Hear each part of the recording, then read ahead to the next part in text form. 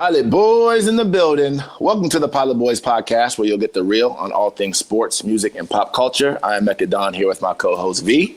Mama mentality for life. The NBA is back. It is back. Today is July 30th, 2020. Thank you guys for tuning in. I know you can be anywhere in the world, but you're here with us.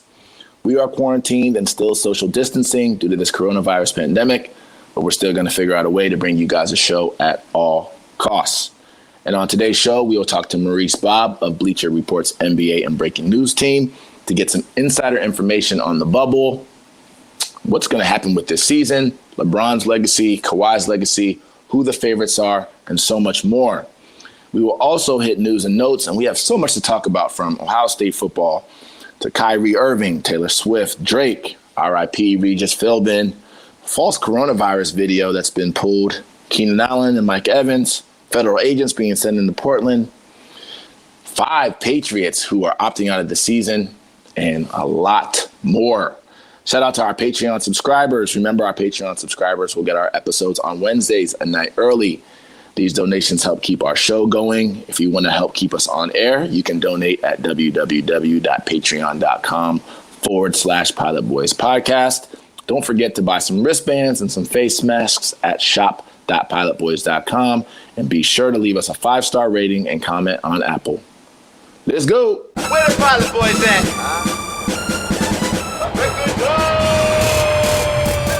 Pilot Boys, we get on up. We don't fly, boys, we getting up. So high.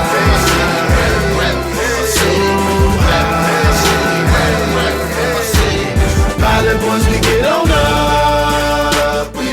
You are listening to the Pilot Boys podcast. We're here with a very special guest, Maurice Bobb of Bleacher Report, our NBA insider. Maurice, thank you for joining us, man. How you doing?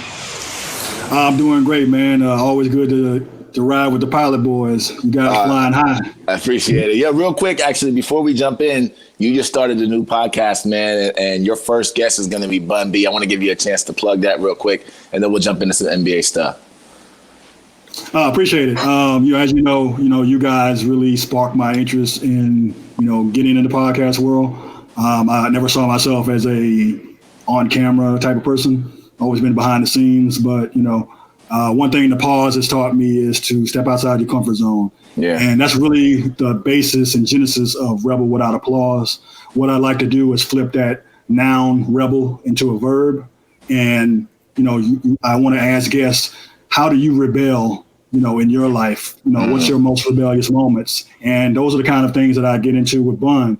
What is his most rebellious moments? And surprisingly, they are outside of, his reign as a, legendary rapper with UGK. Just kind of a sneak peek.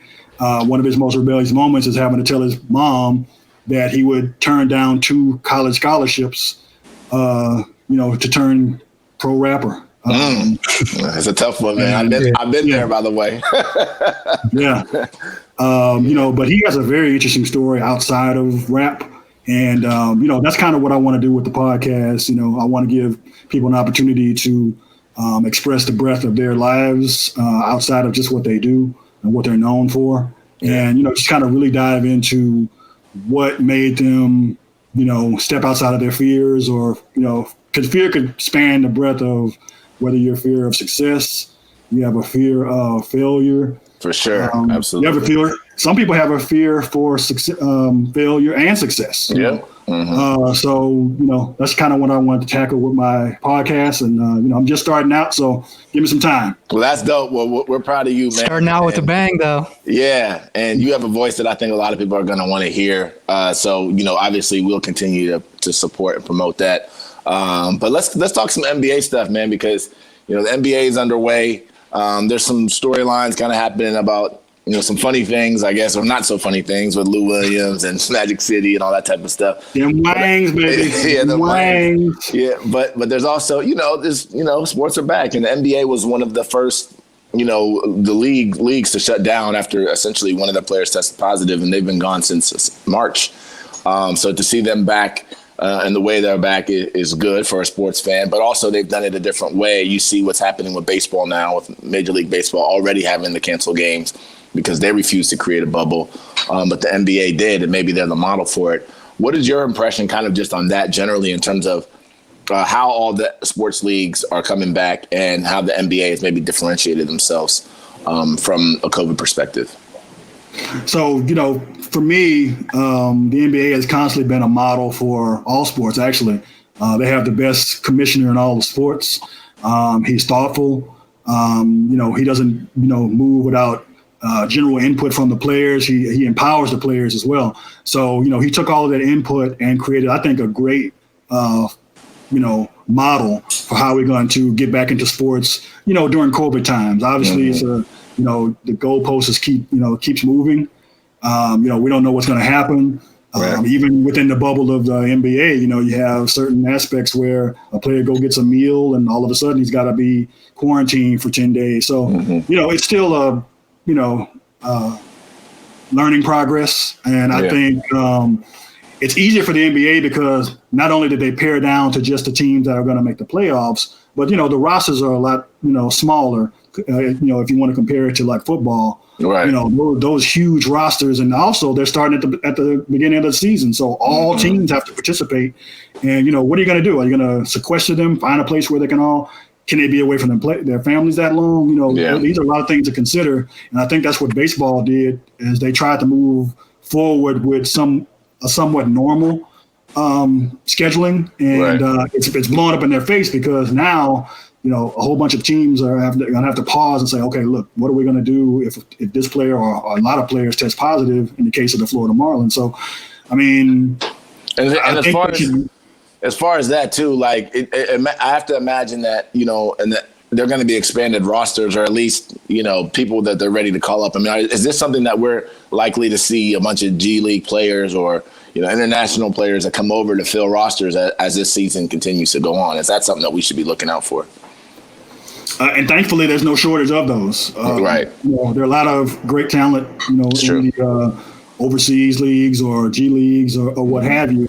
And it's always been the next man up. If you can't, serve your duty or play or for whatever reason, if you want to opt out, you saw a lot of 10 players opted out of playing in the NFL, 5 on the Patriots alone. Yep. So when you have these voids to fill, there's a lot of talent still out there, and so, if I'm a player who's trying to get an opportunity, I'm looking at this, kind of in a salivating form, like, hey, this is my time. Right. Let me step up, and be ready.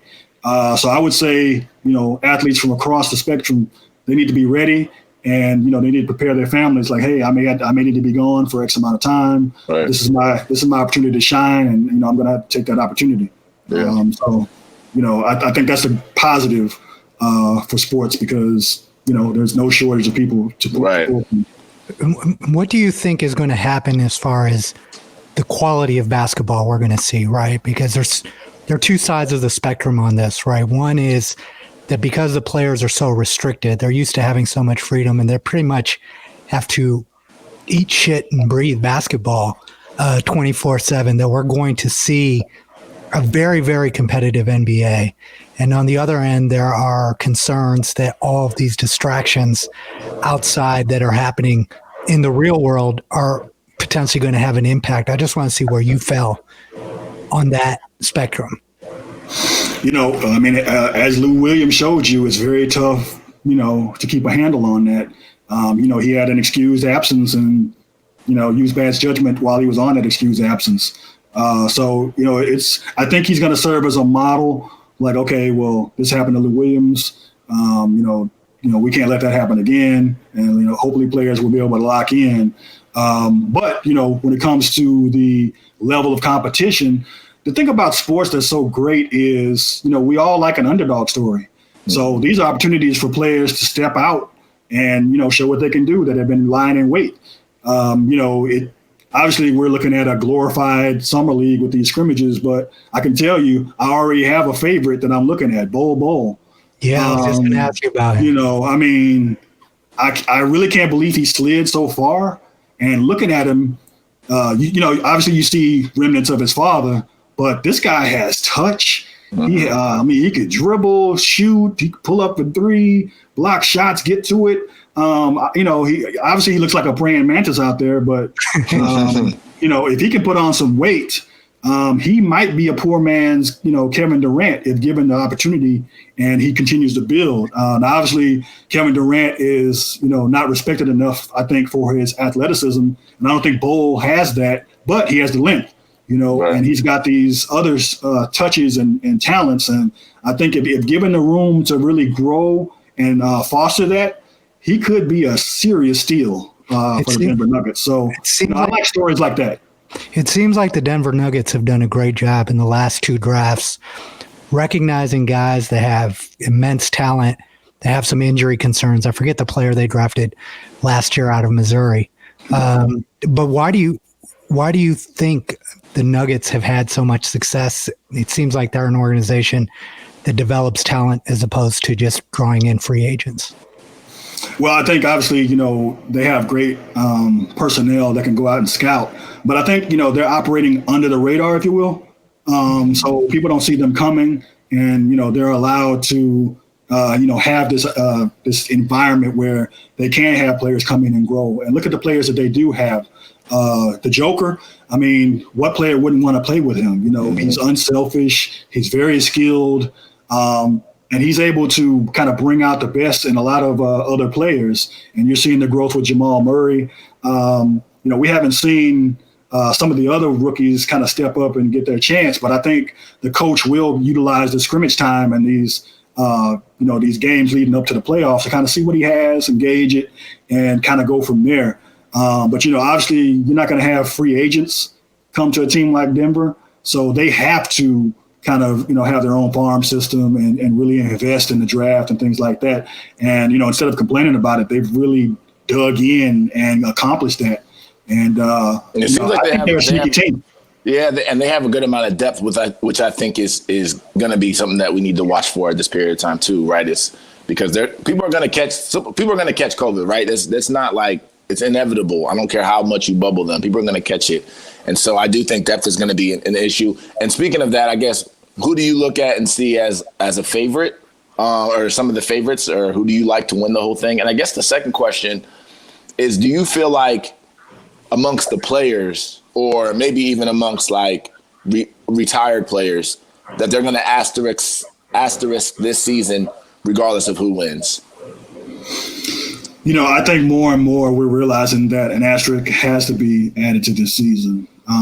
Not just because of play, but because of the extenuating circumstances. You have players opting out, players getting sick, players leaving bubbles, coming back in bubbles, not being available, things like that. And just from the mental capacity, not just health, it's just going to be, if nothing else, people have to remember, okay, that is that season, in 2020, even though whoever wins it is deserving. Right. So I think it just has to have an asterisk no matter what you may feel about it.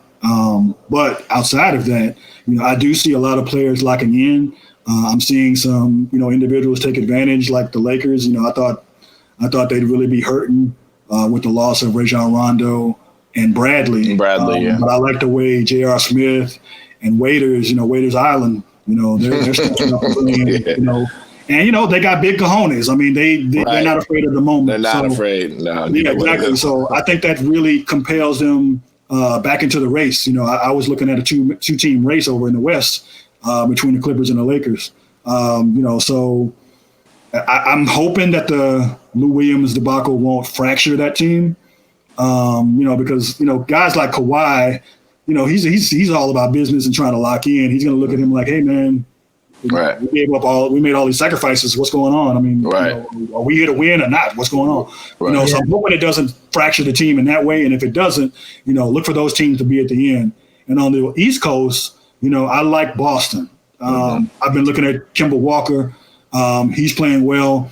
And I think a lot of them have the right mindset. Yeah. He's still not healthy yet, though, unfortunately. Yeah. And I also like, Philly. We keep sleeping on Philly.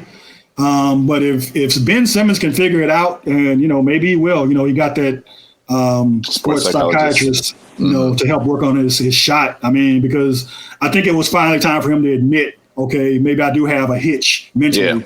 with shooting that jump shot. And the fact that he addressed it means he can move forward, and I see some progress there. I don't know if it'll translate this particular season, but moving forward, I think it'll really help that team. And what about Milwaukee? Is Milwaukee? Oh, I was just about to get to them. Okay, okay. I mean, Giannis is just, he's playing like he's on a mission. So I see him in the Bucks maybe getting to the end with maybe either a Boston or a Miami. Don't sleep on Miami. Miami's been slept on. Yeah. Yeah, very slept on. V, who do you like? Who do I like? Yeah. Out of the West, I think we're going to see the Clippers and Lakers in the Western Conference Finals.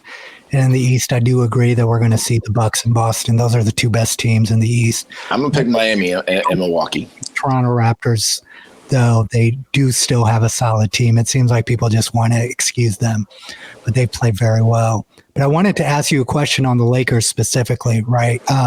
You talked about replacing Avery Bradley and Rajon Rondo with Waiters and J.R. Smith. It seems like the issues that have plagued the Lakers all season was inconsistent on the defensive end outside of Anthony Davis, obviously, who's a defensive player of the year candidate. How much do you think losing those guys on the defensive end is going to impact the Lakers in a series with the Clippers where defense is going to be critical? So, I think even with Davis in the middle, the guards on the perimeter, they can take chances. Mm-hmm. Now, you lose a serious one-on-one defender in Bradley. Mm-hmm. But, people forget that J.R. Smith, used to be a pretty good defender. And I think he's extra motivated. When you look at him play, he's really motivated to kind of show that he's not washed, that he did belong in the league. And same thing with Waiters. I think they're going to have something to prove on that end. And, it's not like they had to go through a grueling season and then now have to muster up the energy. It's a shortened season. They can kind of put it all out there and leave it on the court. I still believe in Caruso as well. He's a great defender. If he can stay out of foul trouble, obviously. Right. So it's going to be it's going to be a test. Obviously the Clippers are way better defensively. So that's just an interesting matchup. I can't wait to see it. It's great to have sports back, to have this excitement, because, you'll go into it with this kind of notion of what's going to play out, but then you're completely surprised by certain performances or certain people stepping up or certain, game plans that the coaches draw up. But I think at the end of the day, those two teams will be there. And personally, I would like to see the Clippers come out of it just because, the Lakers have kind of had their day. And I think it's time for the Clippers to establish themselves. I really like their owner. He's great for this league.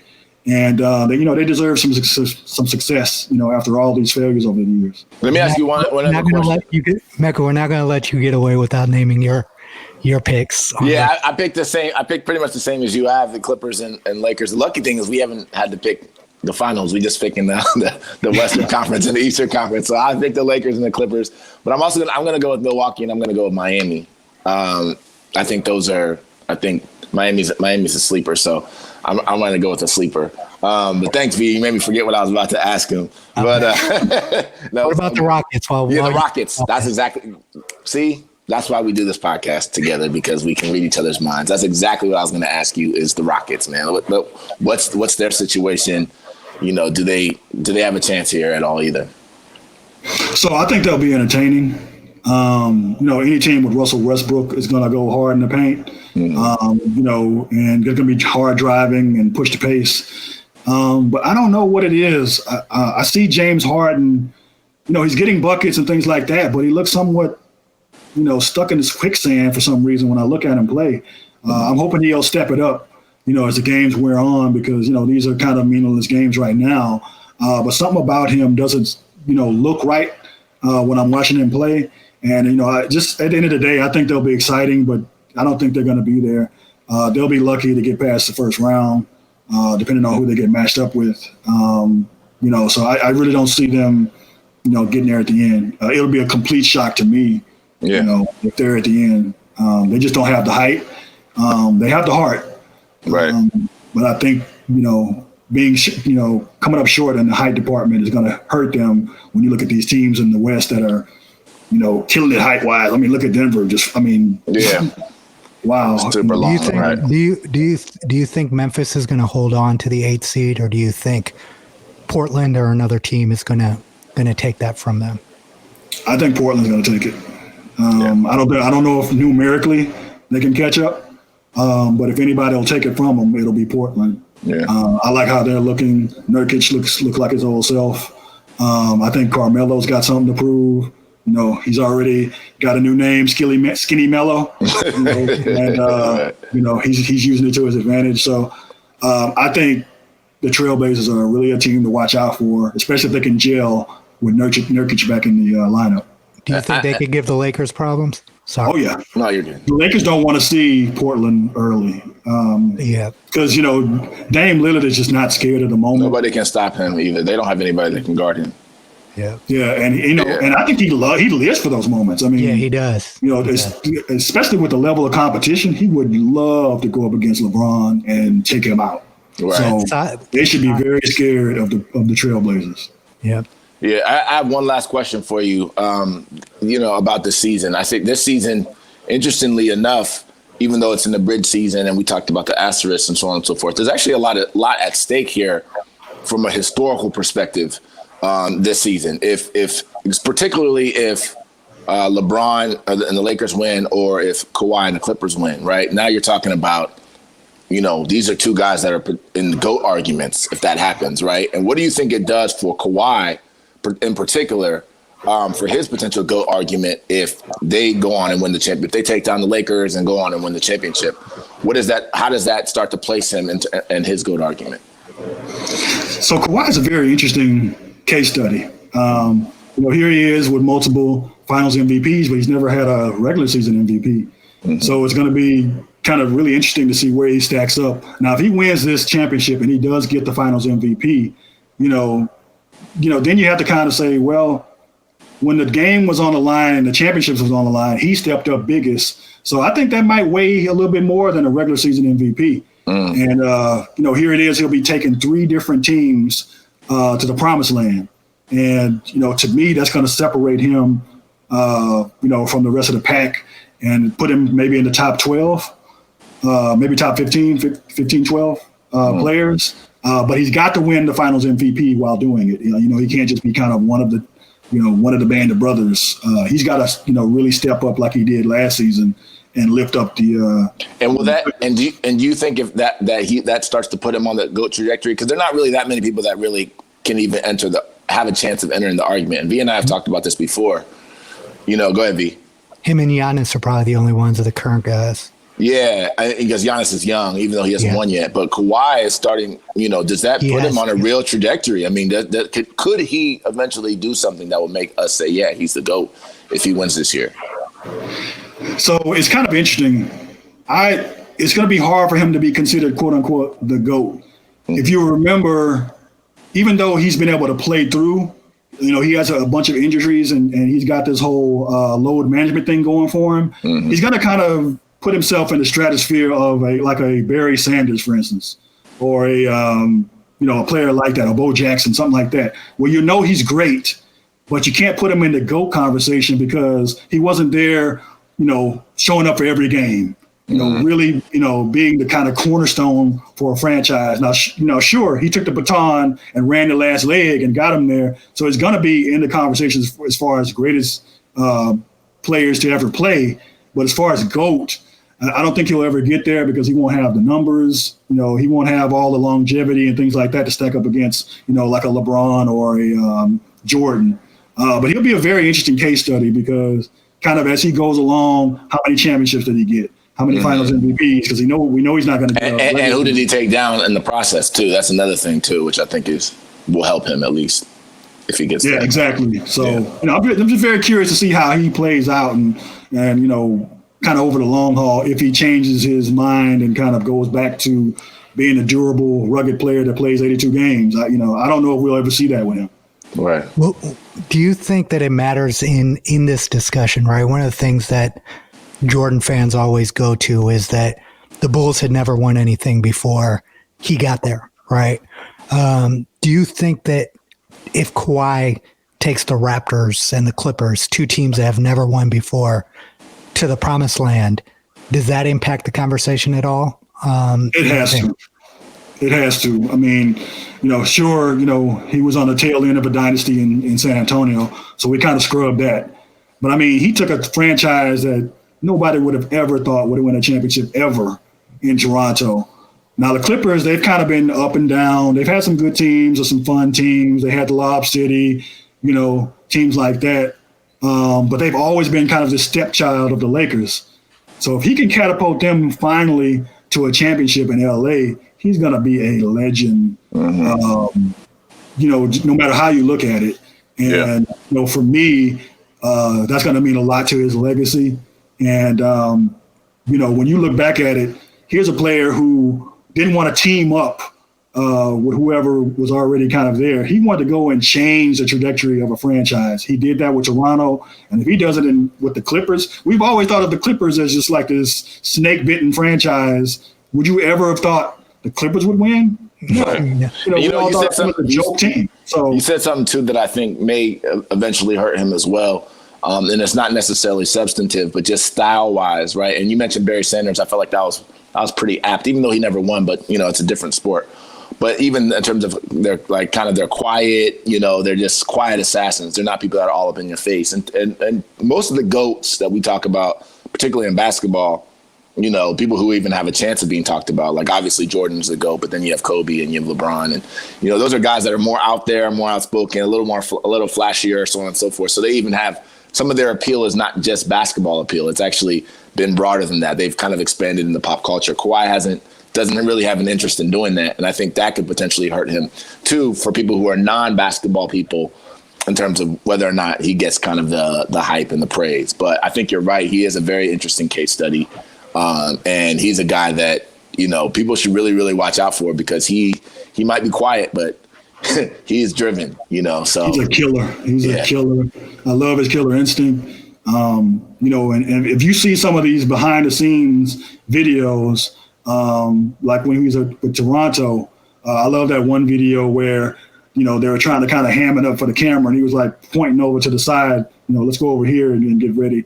He really leads behind the scenes. He's not out there front and vocal for us, the fans. Right. But you can tell, he has a really big presence on whatever team he's on, even if he's quiet.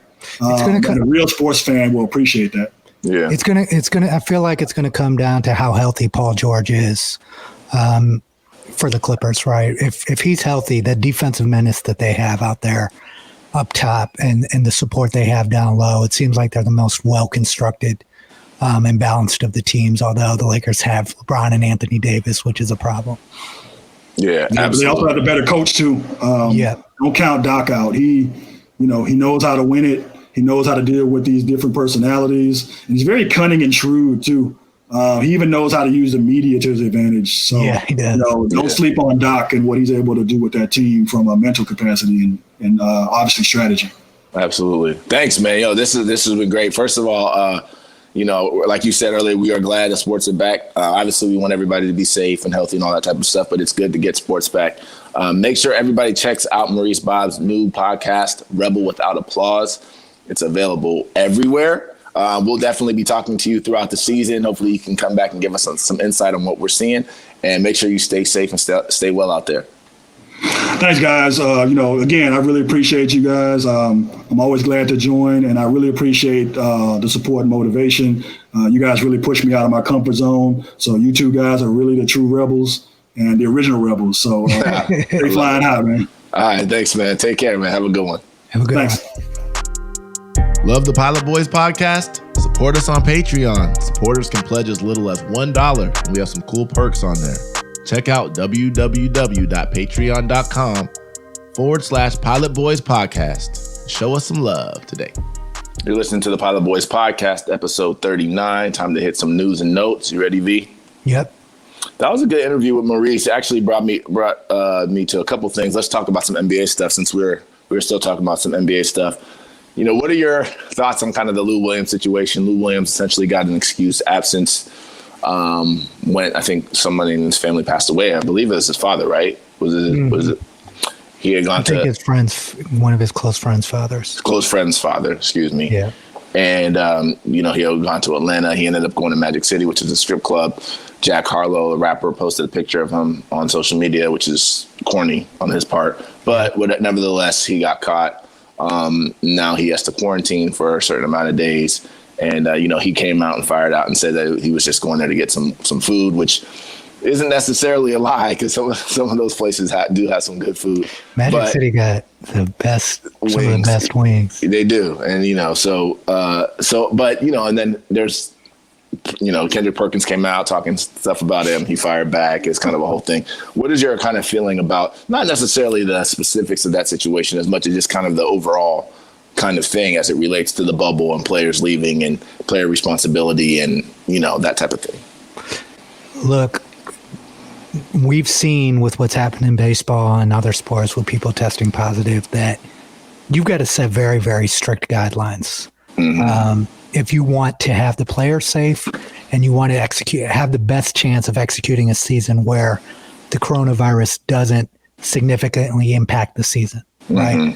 Mm-hmm. And unfortunately for the NBA and Lou Williams, there's probably a reason why I don't know who this Jack Harlow or Carlo or whatever his name is for posting this. But at the end of the day, the reason that this is controversial is Magic City is a strip club. Lou Williams is a high-profile NBA player. It's obvious that he wasn't out just partying at Magic City. He's historically been a huge fan of Magic City. It's his favorite restaurant. He's from Atlanta. Mm-hmm. So as far as that aspect of it, that needs to be completely dismissed.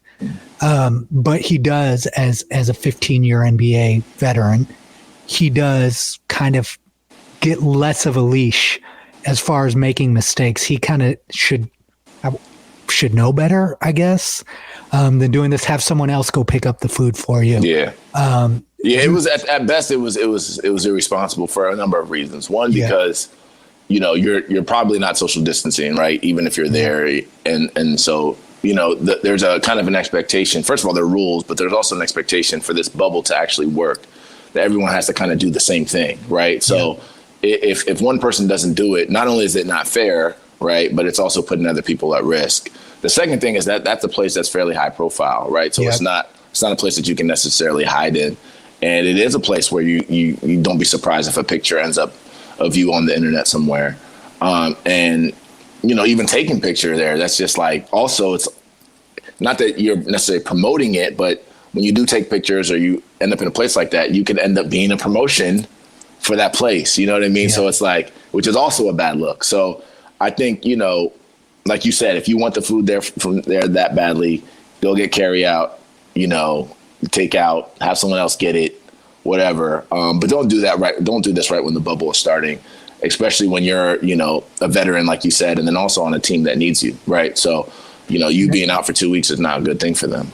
And as far as Kendrick Perkins, this guy is clearly got an agenda to shock his way into relevance, right? Mm-hmm. Seems like as a former player, you should have more discretion than he has. Yeah. He's always taking shots at other players. And the thing is, he did win a ring, but it's not like he was an elite player when he was around either. So it's obvious what his agenda is in this era of saying shocking things to get attention. It seems like that's what his goal is. And I have a lot of respect for him as a player, but I'm losing it consistently now. This thing, and we were having this conversation on social media the other day just about that one Travis dude. I don't even know, Carl Travis, whatever the guy's name is, and just kind of how these guys just there's value actually in being whatever and being shocked, like you said, or just saying crazy things or saying outlandish things, and whether you believe them or not. There's also obviously a danger in it, but there is a value in it. And I think that sometimes clicks, right? The idea of trying to get clicks is dangerous because it forces people to do things or say things that they may otherwise not do. And that's something that you and I have even talked about as we gotten our show underway, is making sure that we stay true to ourselves and keep it real. Like what you hear from us is what we think. We're not going to try to shock our way into views and clicks. And, that's just not how we're going to get it done. So So I think you're right on that. But let's move on from that. There's some other NBA news, a couple kind of social things. Mike Conley, also a former Buckeye, he's donating $200,000 to communities that are affected by COVID. Just want to give a shout out to him. It seems kind of par for the course for who he is and what he's always been. It's not contrived in any way. So that's dope. And then Kyrie, he's a very interesting guy, man. Kyrie does a lot of things. He says things you agree with, says things you don't agree with. But one thing that he's definitely doing that I think he gets a lot of props for is he's given $1.5 million. He's to start a fund. I don't think it's going to be the only money that ends up being in this fund to essentially supplement WNBA player salaries, and those are for players that have to sit out for any reason, for COVID or if they're fighting for social justice or anything. I thought that was super dope of him to lead the charge in that regard. Yeah, like you said, he's an interesting character. You don't know whether to stand up and applaud him sometimes, and you should. He should be applauded sometimes, but other times you just want to slap him in the face, for some of the things he does. Yeah. But he is a human being, and one thing you can say about Kyrie Irving is he doesn't operate based on who he thinks people want him to be. He is consistently who he wants to be, and I think in a way that should be applauded. Absolutely. And actually, can I go off for a second? I need to go off for a second. It's not on Kyrie, but this Kyrie situation is actually reminding me of another scenario that I've been seeing online a lot lately. It's kind of this idea that a lot of these misogynistic guys on Twitter are pushing that women shouldn't be talking about sports, and particularly shouldn't be talking about sports that they don't play, and all this bullshit. And I'm just like, first of all, the real ballers, like people who are actual real ballers, they know that women are ballers, right? So that's like number one, and that's like number one. But number two is like, shut up.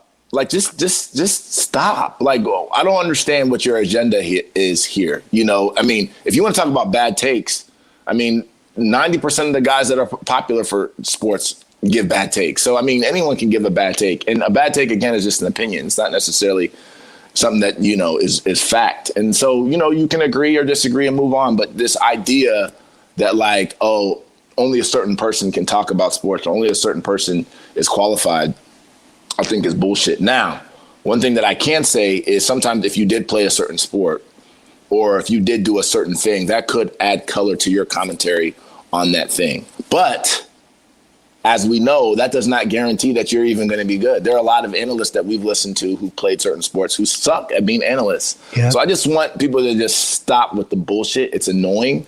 You look like a jackass, and I hope you continue to get called out for it. And I just think it's important that we say that, just because we're speaking about this issue.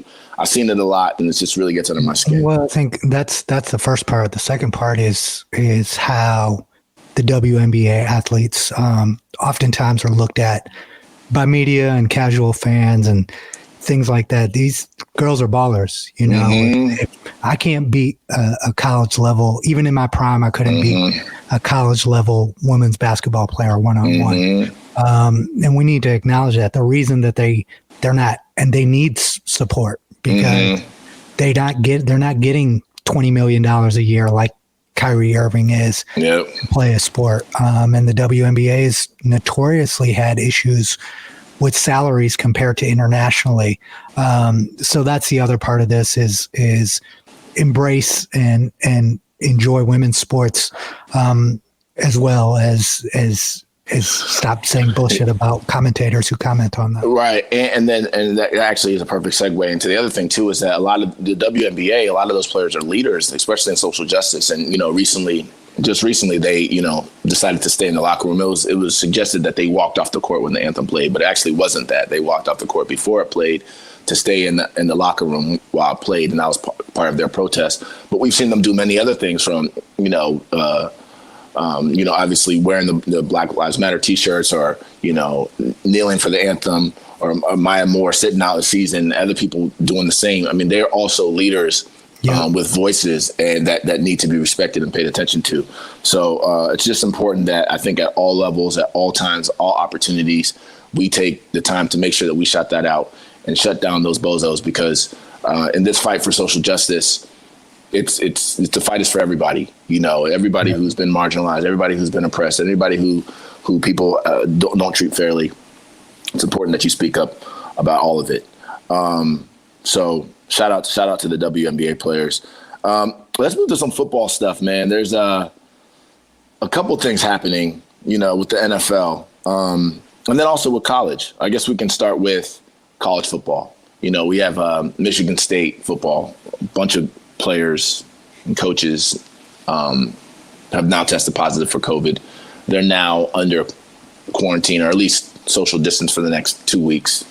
Ohio State has come out, and they've kind of made what their criteria is going to look like for games. They say there's no more than 20% people are going to be allowed in attendance, mandatory masks, limited concessions, no skull session, and no tailgating. I guess as you kind of look at the whole landscape of college football and the environment, and trying to move forward with COVID, what stands out to you? What do you see? How do you see this playing out moving forward?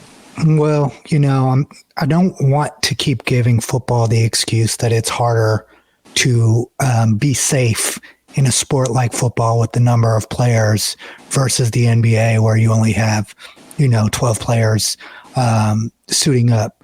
That is tired. Mm-hmm. So if it's harder, work harder, right? Mm-hmm. And what we're seeing with the rapid positive tests at Michigan State, at Clemson, we've had positive tests at Ohio State, means that you are not necessarily doing everything in your power to ensure the safety of your players who are playing for you for free. So there's a higher level of obligation.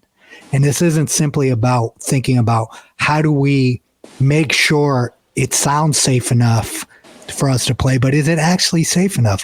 What is Michigan State directing their players to do when they're not at the football facility, right? Mm-hmm.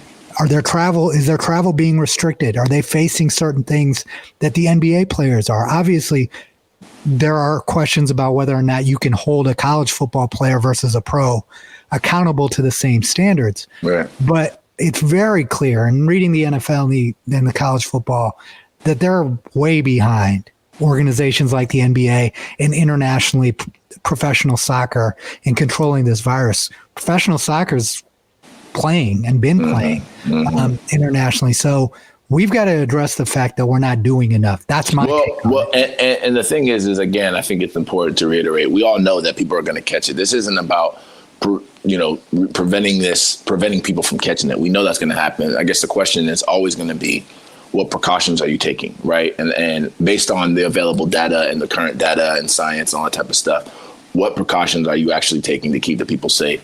And even if, there's an argument, these guys they're young, they're going to be good, it doesn't matter if they get it. Well, it's like, no, first of all, I don't want to have it. I know someone who's 18 right now as we speak, who is suffering from this, who is at home, can't breathe. It was hospitalized, 18, healthy, no other health issues. So it's no one wants that, right? Yeah. Even if it's possible and likely they will recover.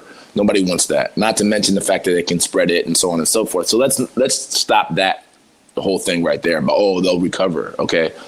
The question is, maybe they will, but did you do enough to try to protect them? And then I think as it pertains to college athletics, it's just a totally different analysis, man, because these guys are not pros. They're not paid to go out and bear these type of risks. Right. So this is an additional risk. If you thought they were already taking risk before, this is another risk that you're adding on top of their lives in terms of that they're required to take, and also not being paid.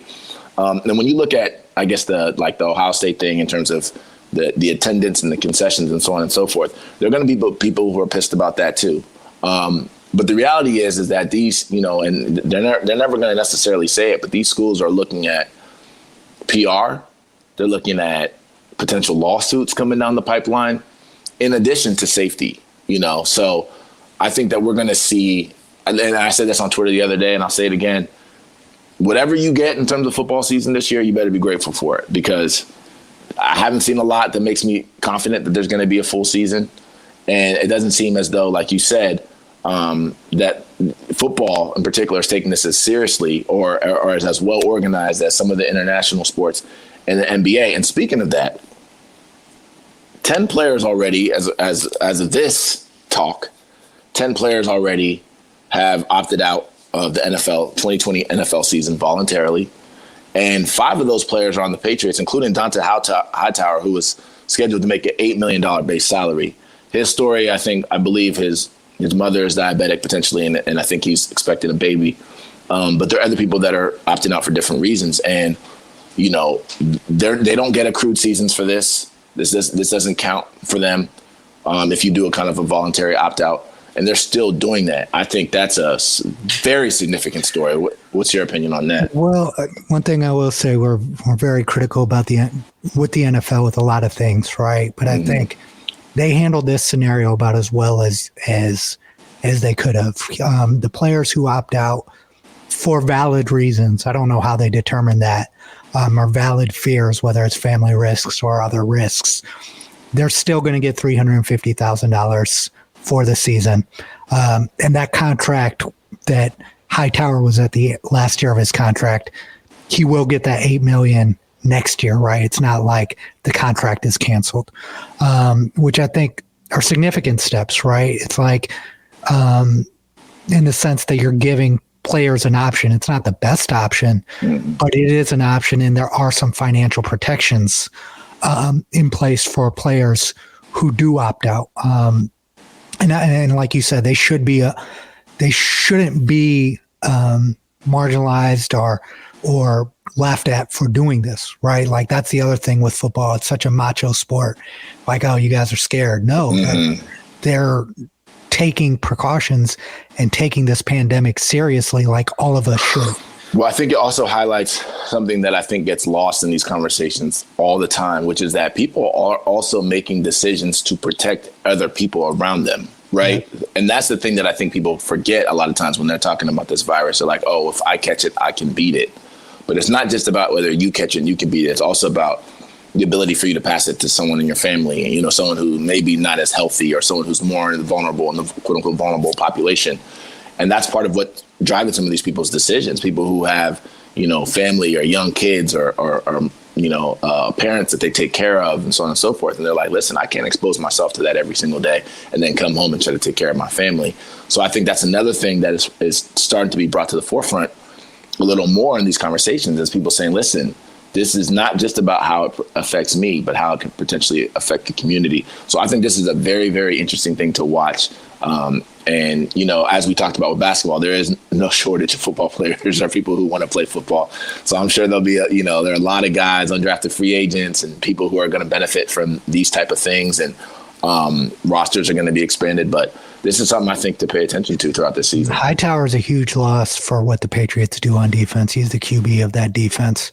I think Patrick Chung is sitting out as well. So it's going to be interesting to see how that. I don't think Chung is sitting out. That's crazy if he is. I think. Yeah, he is. Is he? I just read. Wow. Before we got on the show. So I mean, well, and that's the thing too, is that to see this happen on the Patriots, it's funny because, you know, there's jokes that they're tanking for Trevor Lawrence or Justin Fields or whatever, but it's the Patriots is not a team that people just feel like they can make. You know what I mean? So Brandon Bolden, for example, is a guy, running back, who's been on their team probably for a while, but he's like always like the fourth or fifth running back. You know, maybe they just want to break from the Patriots and Bill Belichick for a season. Right. So we'll see. It's funny to see it happen to the Patriots, but, you know, I'm sure Bill will make the most of it. So let's talk about some of the NFL, but let's talk about some more on the field stuff. You have Jamal Adams to the Seahawks. They gave up a haul for him too. I think 2 future first rounders. He's been very vocal about getting out of the Jets organization, about how he just doesn't feel like it's being run well and correctly. What do you feel like from a football perspective? How significant do you feel like that move is for the Seahawks? I mean, Jamal Adams is one of the 2 or 3 best young safeties in the game and only getting better. As far as what he does on the football field, he's amazing. He obviously has shown that he can be a distraction off of the field, right? He obviously was just trying to get traded, but some of the commentary went beyond what you should say as a player, in my opinion. But I think if you look at what happened to Seattle as an NFL franchise, they decided that they were going to hitch their wagon to Russell Wilson, but that team although Russell Wilson has performed great and he's earned every dollar, the team hasn't been quite as good since that Legion of Boom broke up. And it seems like they have a good young secondary, and it seems like they're trying to rebuild that defensive side of the ball to support Russell Wilson. So 2 first-round picks is a hell of a haul to give up, but the Seahawks are an elite team. They have a good roster. If they feel like it's time, while Russell Wilson's in his prime, and this is what they need is that quarterback at the safety position, there's no price that's too high to pay, especially a guy who's 23, 24 years old. Yeah, I think you brought up a good point, too. They haven't really been the quote-unquote Legion of Boom the past couple of years, but when you do think about Seattle, you still kind of do think of that, right? Yep. And I think if there's there's literally one guy that you could say, who is the guy in the NFL that, signifies or could be the symbol or face of Legion of Boom, it's him. So, it made sense to me. And you mentioned Russell Wilson, quick shout out to him and Sierra. Welcome a baby boy named Win, which I thought was a pretty cool name. So shout out to him. More on the field. Pressure. Yeah, a lot of pressure. But he's got good genes. Keenan Allen essentially came out. I think he saw some of the Madden ratings. And he called out people by name. He called out Chris Godwin, called out Mike Evans, and maybe I think one other player, and basically said, "Listen, man, those guys are good, but those guys aren't better than me." And Mike Evans came, fired back and was like, "Bro, you're not even close to my league," And there's been discussion on that. You and I have talked about it in some of our group chats as well. But talk to me a little bit about what you think about that kind of just not the spat itself, but actually just the actual substantive on the field kind of analysis between those guys. When you get past the superhuman guys, right, like DeAndre Hopkins and Julio Jones, and this is shown in fantasy, this is shown overall, who's the guy that you go to if you want an elite receiver? Keenan Allen. Keenan Allen. I mean, but some people say Mike Evans, even though he's good for getting you 0 in fantasy. That's the thing. And we talked about this with receiver experts. My position on Mike Evans is he's a hell of a target, great high point receiver, physical, but he's not a great route runner, and he can disappear, inconsistent work ethic. When you look at why Keenan Allen has probably got a chip on his shoulder is he knows he works harder than Mike Evans. And he has essentially a handicap that these other guys don't, which is he runs like a 4.7 40. and despite that, there's no receiver in the NFL that's better, and the corners will tell you this, that's better at creating space and getting open than Keenan Allen. So although people might have issue with him calling out specific people, I think Chris Godwin is better than Mike Evans personally too, by the way. And I think his overall skill set is going to get to the level of the Keenan Allens and the DeAndre Hopkins and those type of guys. Yeah. But Mike Evans needs to just go sit down somewhere. Honestly, he's good, but he's not great yet. I don't think he needs to sit down. I think that he has a legitimate he's argument. Like Keenan Allen, though. Well, I mean, I think he has a legitimate argument to say, look, bro, I got more touchdowns than you. I've been more relevant than you. I got more yards than you. You're good, but you're not me. I think it's fair for him to take that position. But when Jameis is turning the ball over 4 times and he's getting 4 extra drives every game. Well, that's the other thing too. It's he's like, bro, if you're playing with Phillip Rivers, I was playing with Jameis Winston and whoever else the quarterback was before that. Maybe they came around the same time. Jameis Winston gets his receivers the rock. His issues are not about whether or not his receivers have great opportunities. Well, if you're throwing 5 interceptions a game, then you're not always getting your receivers. But if you look at it, if you break it down, what does that mean? More offensive possessions, right? So that's why they were the most prolific pass Maybe, offense. But they were both they're the most prolific pass offense in the NFL for a reason. Part of it was because they had more possessions than ever. Yeah, but that doesn't mean you're getting your guys the ball. It doesn't mean you're accurate. It doesn't mean just because you throw it. Mike Evans and Chris Godwin both put up huge numbers, didn't they? Yeah, but again, we're not talking about fantasy, right? Phillip Rivers turns the ball over quite a bit too, right? Yeah, recently he's been better. But the other thing is, and kind of the bigger thing is, they don't really play the same position. You know what I mean? Like they play the same position technically, but they're not responsible for the same things on the field. As a matter of fact, in San Diego, Mike Williams was the deep ball, big guy. Mike Williams Before that, is Mike Evans. Yeah. So that's the other thing too. So it makes for good debate, but honestly, they're not even really in the Mike same Evans conversation. isn't even in the same conversation as Keenan Allen yet. Yeah. He's got to learn how to run routes better. Well, Keenan Allen is definitely a better route runner. I agree with you there. One more quick shout out in the NFL before we move on is Damon Arnett. That's our homeboy. He signed with the Raiders. It's significant to me because obviously he's someone we know, someone we've watched. But his story is also pretty dope because he's I think he was a 3-star when he had come, which is not a bad thing. But now at Ohio State, if you're a 3-star, we're mostly 4 stars and 5 stars, so 3 stars not necessarily something so exceptional at Ohio State. From Florida, worked his way up, had some issues on the field, had some injuries. People thought he was a hothead. He wanted to leave last year. Chris Carter helped him stay. He came back, balled out. A lot of people didn't think he was going to be a first rounder, but boom, here we go again. Ohio State with another first round corner. Yeah, man, I'm proud of him. I'm happy for him. What are your thoughts on kind of the Damon Arnett thing? Well, the big thing was that he always has had a chip on his shoulder because of those things, and he felt like he deserved to be a first-round draft pick. If you looked at his coverage ratings, the only person that was really better than him last year was Jeff Okudah, who was drafted a little bit higher.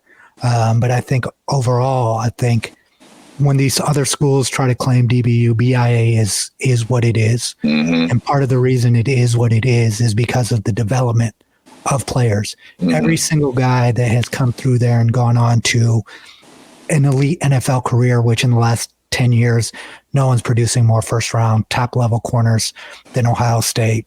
Start with Bradley Roby, especially under the Urban Meyer era, and you keep going, Denzel Ward, Marshawn Lattimore, Garyon Conley, Eli Apple. You can just keep going and going and going. Malcolm Jenkins. Ohio State is different when it comes to developing that position. Shout out to Coach Coombs. Shout out to Coach Helfley, who was here for a couple of years, but it's not even close. Like, we're developing players at a level that no other school is doing it at. And I know I have my hat on, so I sound like the truth is the truth. The truth is the truth. I mean, we're not going to sit here and say, that we're like, I don't know, something new that we're not, right? I mean, like the argument is there. We don't have to make that argument. It's objective, maybe some other schools have an argument, I guess LSU and some other schools, but it's like, it's not biased to take that position as an Ohio State person. The numbers are there. Even guys that aren't quote unquote projected are projected. And there's even people out there that say if Sean Wade would have left this year, that he could have gone in the first round as well. So Ohio State is DBU, BIA, you named a bunch of them. Shout out. I just want to give a shout out to, like you said, Coach Combs, obviously. Shout out to Damon Arnett. And hopefully he has a successful career with the Raiders. Let's move on to some music stuff, man. There's a few things happening in the music that are interesting. Drake, again, officially, he broke the record for the most top 10s in the Hot 100 on Billboard. It's just, the dude is a machine, man. We talked about him before, and we talked about him on other shows, and he keeps coming back up. And the reason why he keeps coming back up is because he keeps breaking records. And sometimes, this industry is it's interesting because on one hand, it's like if you're around and you've been around, you actually get certain leeway on certain things that other people don't get. And some people listen to your records differently, right? And you get certain attention that other records don't get. If this was a younger artist, you might not hear this record. But then the flip side is that also people can get tired of you. And, once out of sight, out of mind. And once they don't like something, then, sometimes it's hard to come back. But this guy's been a machine, man. It's like 15 years. Just, I don't know how he does it. Yeah, I mean, obviously there is. He's got a lot. He's earned whatever cheat codes or whatever people say he has, right? Mm-hmm. Because he's proven it over and over. And of course, the industry is going to finance and support a guy that consistently produces hits. Mm-hmm. And also, he's proven when he's taken risks that are outside of the box that they work out for him, right? I can't even count the number of Drake songs that I listen to the first time and I say, this isn't very good. And by the fifth spin, maybe it's just as a result of my ears hearing it. I'm like, wow, this is a good record. Even if I don't love the record, I can appreciate the creativity and the musicianship that went into it. And I think, whether or not you love Drake, hate Drake, you have to respect that he's probably the most talented artist. He is the most talented artist that this generation specifically has produced. I don't think anyone's even really all that close. Well, and I think the thing is about him that whether you like it or not, he's like Michael Jackson in this regard. Please just understand this specific regard is that his music, people of all ages and all demographics appreciate his music. And that's very, very hard to do, to have when you have little kids. Like I have nephews and nieces that love Drake music. And then I have my, mom and dad who are in their 70s who also appreciate Drake's music and everything in between. So that's a very, very unique thing. And I think, we talked about this before, but it's important to mention is that he actually studies music and he's a student of the game and he has his ear to the street, so to speak. And he really, and he collaborates with a lot of different people. Collaborates with a lot of different styles of music, a lot of different people from internationally. So he really keeps his finger on the pulse of what's hot, what sounds are hot, what musicians are hot, what topics are hot. And and then obviously the work ethic, right? He continues to create. He lives in the studio, which is what all the greats did. Biggie did it, Pac did it, Lil Wayne did it for a period of time. That's what it takes to kind of continue to crank out hits like that. You have to live in the studio. Yeah, and one other thing I want to say about him is he thinks globally, right? Mm-hmm. He's not just looking at the artists in the U.S. That are popping. He's studying different cultures, different sounds, and people often, I think one of the critiques was, he has a writing team, right? Mm-hmm. Like, I don't think you have to look at Drake as an MC. He's proven that he can rap, right? Mm-hmm. And I think in terms of evaluating writing, that's where it really matters. But I think overall, I don't think that we should criticize him even from that regard because his goal is to create the best musical product. Mm-hmm. And he's willing to take input from a lot of different people, producers, writers, to help get to that final product. He doesn't let his ego get in the way of creating the best product. And that's one other thing about Drake that I think he deserves a lot of respect and credit for. Right. And it's a formula that's worked. I guess talking to huge artists, Taylor Swift, she dropped an album called Folklore. The reason why I wanted to talk about this is because for a couple of reasons. One, Taylor Swift is obviously a huge artist. There's history there, even, with Kanye and all that type of stuff. Kanye blew her up. Yeah. And right. And, she's, there people are saying that she's much more mature on this album and all that type of stuff. I personally have not heard the music and I don't traditionally actually listen to her. But she's actually a person that I've come to respect, at least on social media, because she's been vocal about a lot of different issues. She doesn't stay by the sidelines. And I think a lot of artists, and she's been this way. It's not just now that like all of this unrest is happening. She's actually been this way. And so I just kind of wanted to just shout her out because I think that it's easier now, and we've talked about this, for artists to say stuff now because everybody's kind of saying stuff now. But she's been a person that, traditionally you don't see that from the pop stars so much. But she's been a person that's been vocal from day one. Yeah, I'm not particularly a huge fan of her music. And I do think there is some, she has a strong fan base though, so it doesn't matter what I think. It's good that she's vocal, but one thing that I will say is she's also a master media manipulator as well. It's often looked at, she's in that Kanye situation, she came across like victim, but she really knows how to play the game of music and also make sure she stands out from an artistic standpoint and just generating attention, which is also an important variable. She doesn't do anything like shady or crazy like that, but she is a master manipulator in terms of drawing attention to herself and her music. Well, speaking of attention, Bobby Shmurda, he's supposedly supposed to be coming home next month. It's funny. It's been, I think, 5 or 6 years, and you would think that, that 5 or 6 years you would kind of wash away and people wouldn't care about you anymore. But it's actually the opposite, man. I feel like, maybe because of social media, maybe because of, just he having that hit right before he went in and people keeping his name alive. People are really anticipating this. Do you see him having, being able to bounce back into the level of fame that he had before he went to jail?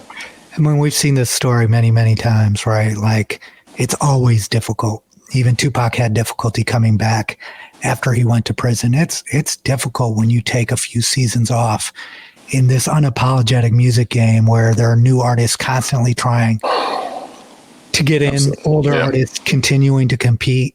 But one thing I do want to say about Bobby Shmurda is that a lot of New York's resurgence in the hip hop scene is a credit to him and how he came out, even stylistically. If you see like the Young M.A.s and artists like that, a lot of that is a style that Bobby Shmurda birthed. So I do think he has a chance considering that, right? But it is going to be very difficult.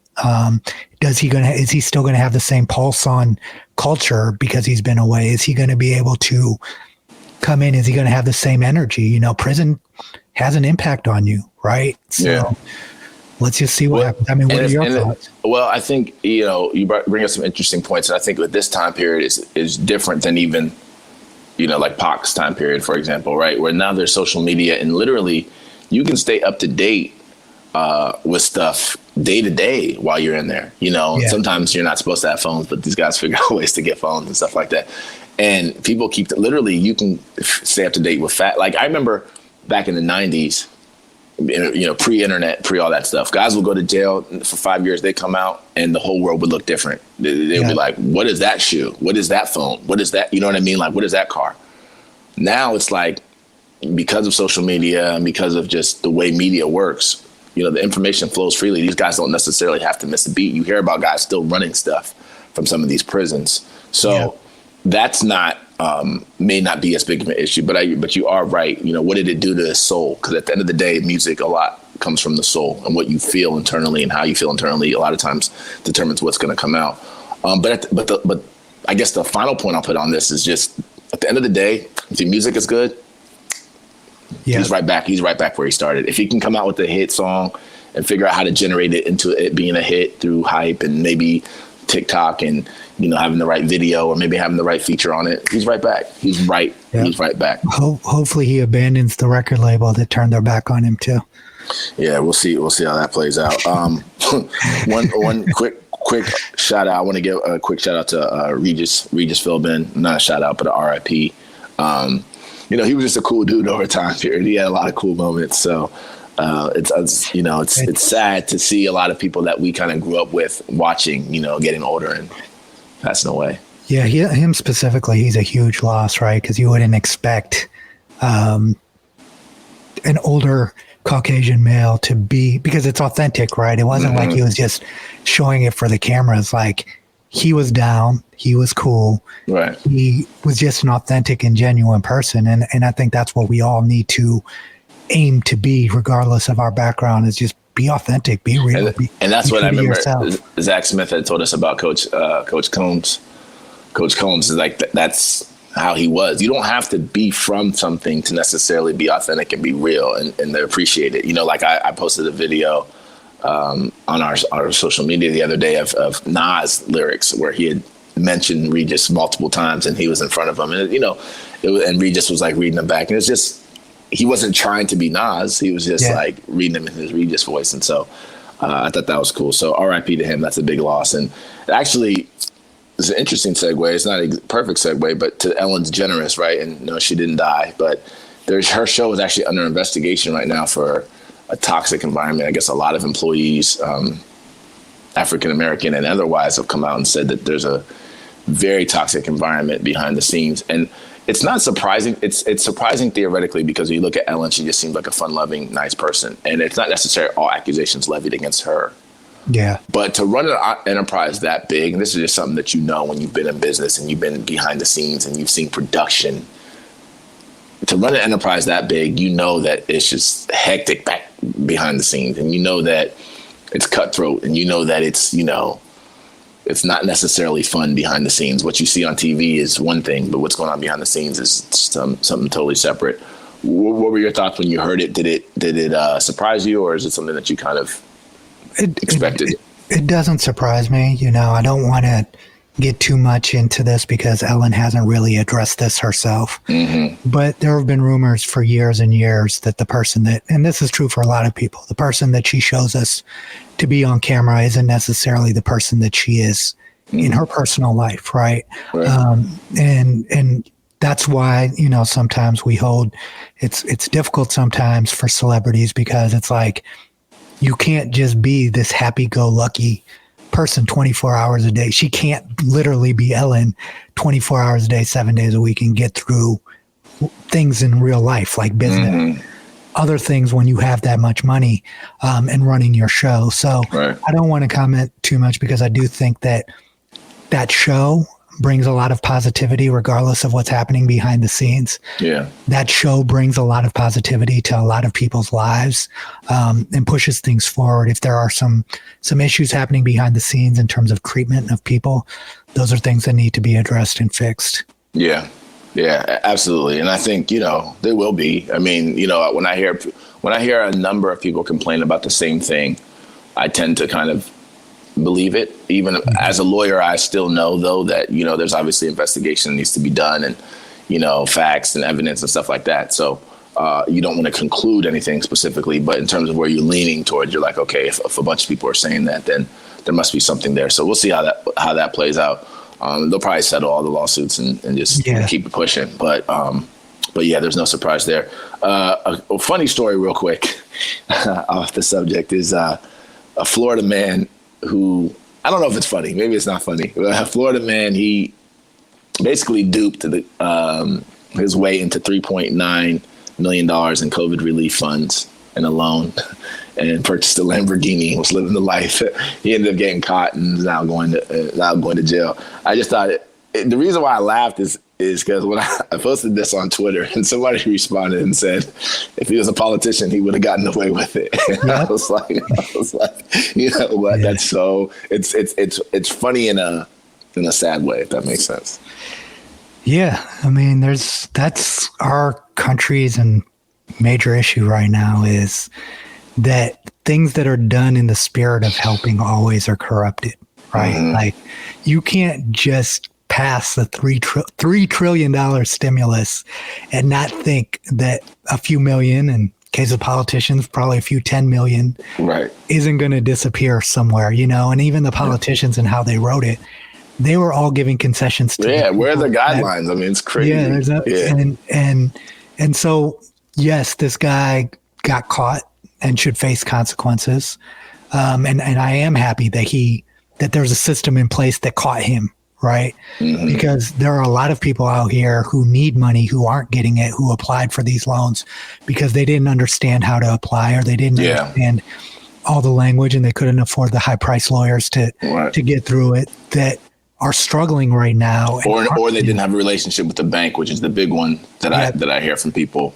You know, a lot of banks, they're pushing these through for their clients, or people that they have relationships with. And a lot of people, particularly minorities, don't have bank relationships. And that's part of when you talk about kind of the historical effects of systemic racism, that's kind of an example, right? It's like some of these relationships that people have naturally that they don't really think about, a lot of people don't have as a result of just the way things have kind of developed. So that's a very, very good point. And, you know, it actually brings me to, I guess, kind of two more political things that we'll talk about before we get out of here. One is this false coronavirus video by Breitbart that was pulled from, I think, all of social media. And I think, actually, I believe that Donald Trump Jr., at least part of his account, has either been restricted or suspended on Twitter as a result of promoting this video. And it's just, it's so frustrating more than anything else to some of these conversations, right? Because, you know, some of these arguments in a lot of ways are like, we're arguing on fundamentals, right? It's not like we're arguing on, you know, what's better between an orange and an apple, what tastes better, or what's a better sport between football and basketball. We're arguing on like things that are fairly basic. And when you have people in power or people who are high profile, who are pushing these things out here, they know, and this is something that Trump knows, that you can just say something and it doesn't even have to be verified necessarily, and people are going to believe it. And even if it gets retracted later, or someone says you're lying later or whatever, it doesn't matter. The intended effect that you wanted it to have is had, because a lot of people are not filtering and researching and doing a ton of things to understand all pieces of information. What are your thoughts on this when you heard it, and kind of just where we are as a society when it comes to that type of thing? Well, I think having the ability as a society to question the people in power, right? Some conspiracy theories and conspiracy culture is good to have, right? To keep people honest. But I think what's happened is that we've gotten to a point now where people are deciding what their position is and then adjusting. Instead of looking at, in a scientific test, you're supposed to be objective, right? You're supposed to disprove whatever your thesis or your hypothesis is. That's how you conduct a scientific experiment. Right now in society, in America, we're the opposite. There are a lot of people who are just frustrated by this pandemic, and rightfully so. But that is impacting their psychologies and how they digest information and analyze information. And that's very, very problematic, because that is, with social media, it's easy to spread something. There are people who swear by this Breitbart thing, right? The video that was posted, despite it being disproven, despite there being basically like not even real doctors. Aren't effective. Hydrochloroquine is a COVID cure, all that type of stuff. Yeah, and so, and people now are mad at Facebook and Twitter and these sites for taking this stuff down, right? And I applaud them, honestly, right? There obviously has to be a good filtration system, because Facebook got in a lot of trouble for the ads that they were pushing in the last election and other things. This is a step in the right direction to me. It's like, okay, before Donald Trump can put out some random information that has no substance and no support, we need to monitor that and make sure, because it's dangerous when that information gets disseminated. Well, and I think who are already psychologically facing issues. Well, and then the other thing too, I think, is that, we've seen that this is the new warfare, right? Even from foreign powers, China, Russia, all these people who are realizing that misinformation, disinformation, controlling information right now is the new warfare. People look at it and are still stuck in the 60s and 70s of bombs and guns, and that exists too. But really, the way that you can actually control a society now is by controlling their minds. And that's why you're even seeing all of these new media outlets pop up on the right wing, left wing, center, whatever you want to call, because people are starting to realize the power in that. If you can control a constituency, then you can get to do what you want. And that's the danger of this. So it's not just, there's a free speech kind of element to this, which a lot of people want to bring up. But then there's also a part of actually controlling deliberate lies and misinformation that's designed to hurt people. So there's a lot to kind of be digested here. And I think what you said is important, is the filtration system. How do you determine automatically something is false, true or false? And if somebody is saying it based on information or data that they feel like they have legitimately, how do you say, no, this has to be taken down? But then there are things that are just actually, you can't even necessarily, even if there's a person out there saying that, you have to go with kind of what the consensus is, and you have to shut it down, and you have to be willing to deal with whatever First Amendment lawsuit they bring against you, because the harm of that staying up is too great. Yeah, and let's just say it frankly. The sitting president of the United States cannot be just randomly retweeting random stuff that he sees on the internet. That no president has done that before. It's fine to have a platform where you go on a news network and you push your agenda. But to do this, there's something that's gravely wrong and disturbing about it. And what disturbs me the most is how many people in this country continue to be okay with it and excuse it. Well, so that's actually a perfect segue to this federal officers thing, that federal officers sometimes, like unmarked, are being sent to Portland to kind of deal with them. There's videos you're seeing of, someone in the Navy, I believe, or a Navy a veteran. Maybe he wasn't a Navy veteran, but he was a veteran that was beat up. Moms are being brutalized. There's videos of that. There's people being thrown in unmarked vans, and then there's now the threat of, and that was kind of designed to protect the city, supposedly, right? But then now there's threats of sending people to Chicago and whatever federal agents just to fight crime. Yeah. Where are we, man? I don't even. I don't know where we are because I'm very confused by this. Right. Mm-hmm. On one hand, the federal government and our president is saying that the states need to control their constituents. From a virus standpoint and from other standpoints, it's not the federal government's responsibility. Mm-hmm. But then you're sending in federal agents to police these cities and states. So that's confusing to me. Like you're not sending a consistent message, right? And you're not acting consistently either. Yeah. And then also we have historically had major issues.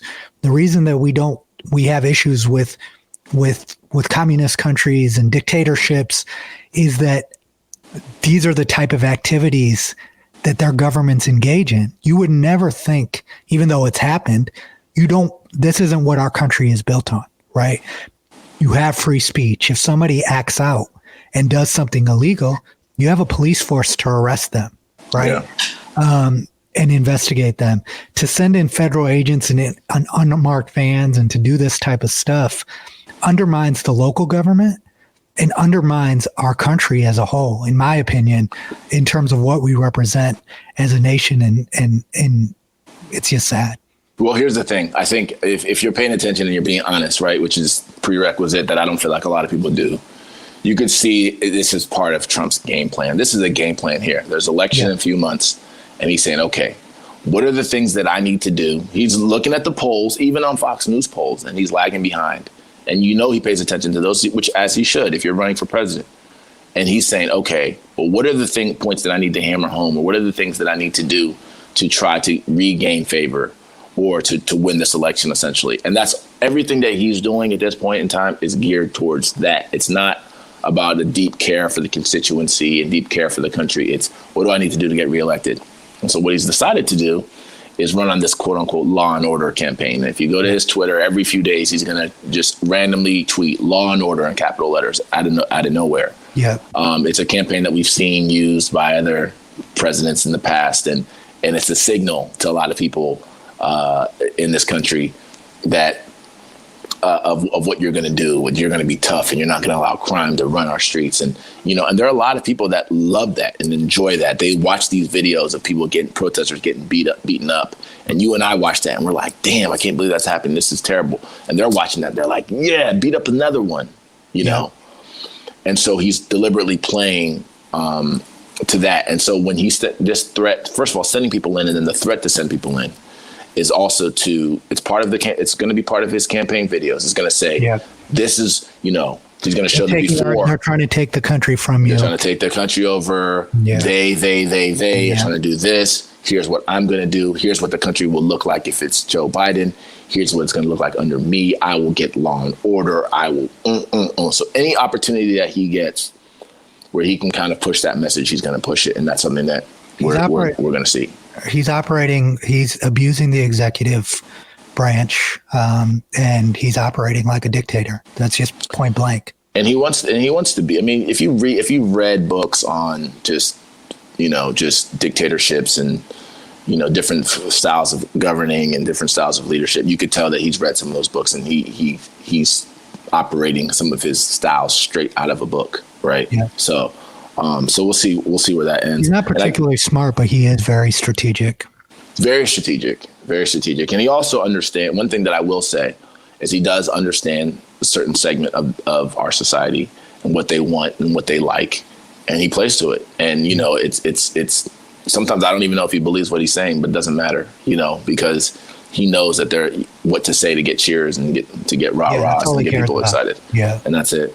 And so the last thing we'll talk about our news and notes, which, could have been the first thing, honestly, is Major League Baseball, man. they started back up, no bubble. Miami Marlins had, I think, 14 people in their organization that tested positive for COVID. And then reports came out even, I think, on Tuesday that another 5 have tested positive. So who knows where that's going to end. So they've had to cancel games. Other teams have canceled games. I mean, they just started the season. I'm not optimistic about this season, even though people keep wanting me to be, because I'm just looking at what's happening, and I don't see how they're going to be able to stop this thing from happening. But maybe you have a different perspective. Do you see this differently than I'm seeing it? Well, it looks like the Toronto Blue Jays got it right? Like, they didn't want to have home games and run that risk for their citizens. Mm-hmm. Unfortunately, when you look at this thing in terms of why didn't Major League Baseball try to keep this within at least a regional bubble, right? It comes down to money. Because baseball, more than any other sport, is dependent on these kind of small regional TV deals. And they want to keep fans in the seats. They want a game to be happening in Miami. They want a game to be happening across the country in LA, because they would lose a substantial amount of money, I believe, if they were within a bubble. And the thing that's so frustrating about it too is baseball, from just a field of play standpoint, has all the advantages. It has the sport that you can best socially distance. It's the sport where you can best keep people away from each other. Even in the dugout, and they don't have to huddle up. Yeah. There's 3 or 4 states that all these teams go to for spring training. Why not just have all the games there? It seems basic, but I guess and I guess I'll end on this. As many things that we've seen, not just baseball, but many things that we've seen in this country, this time period is particularly telling, because what you're able to see now is people operate in crisis mode and what type of decisions they'll make when they're faced with tough decisions. And we're seeing people from all segments of society, from politics all the way on down to local school systems, fail. And it's a good reminder of why leadership matters. It's a good reminder of why voting matters. It's a good reminder of why being active, understanding what's going on in your community or what's going on in your field constantly matters, and never, ever just accepting the status quo and lulling yourself to sleep, because what will eventually end up happening is a crisis will hit, and you're going to have to deal with the consequences of either what you did or didn't do. And so it's an important reminder for people to get out there and make sure that you stay active and that you go out there and you vote and you exercise your voice, because these decisions do affect you, even if it doesn't happen every single day. Yeah, that's a great note to end on. And don't just look at what's right in front of your face. Think bigger. That's the way you have to operate in the world we live in. You have to know more than the basics to survive and to have valid opinions. Absolutely. That's all we have for news and notes. You're listening to the Pilot Boys podcast. Ondo Media here in Columbus has been working with us to keep the Pilot Boys in production during the pandemic, as well as getting our YouTube videos going. It's all about telling your story to your audience. So give John at Ondo Media a shout. You can find all of their media consulting at ondomedia.com. That's all we have for today's show. Big thanks to our guest, Maurice Bobb. Thanks to everybody for listening. Don't forget, sharing is caring. Subscribe to the Pilot Boys podcast on Apple, Spotify, Patreon, and YouTube. And please follow us on social media at Pilot Boys Pod on Twitter and at Pilot Boys Podcast on Instagram and Facebook. And follow the host on Twitter. I am at Mechadon Music, and V is at Viswant. And don't forget to grab some Pilot Boys wristbands and face masks at shop.pilotboys.com. Always remember, be you. You is fly. Pilot Boys out! Pilot Boys, we